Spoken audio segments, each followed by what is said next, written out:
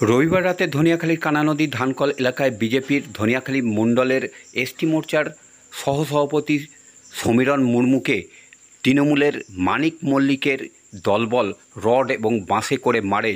তারই পরিপ্রেক্ষিতে গুরুতর আহত হয়ে রাতেই চুঁচুড়া ইমামবাড়া সদর হাসপাতালে ভর্তি করা হয় সমীরণ মুর্মুকে।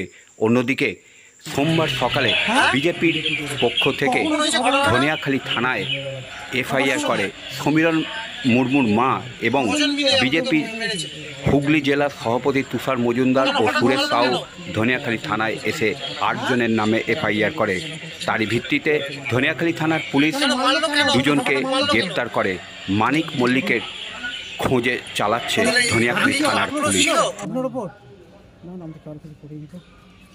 আগে কি হুমকি টুমকি দিয়েছিল?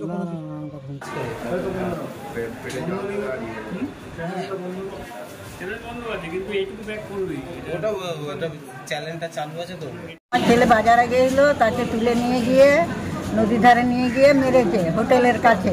কারা মারলো? এই তৃণমূলের লোক, নেতারা, মানিক মল্লিক। আপনার ছেলে কি করে? ও আমার ছেলে কি করে?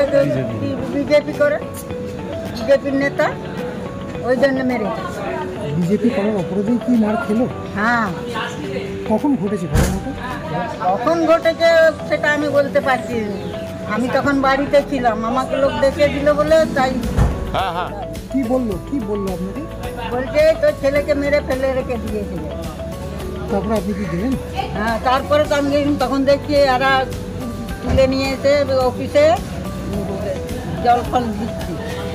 কি নাম আপনার ছেলে? হ্যাঁ, ছেলের আপনার নাম কি? সমীরণ মুর্মু। কিরম বয়স হবে? বয়স 30। আপনার নাম? আমার নাম হচ্ছে সরমা মুর্মু।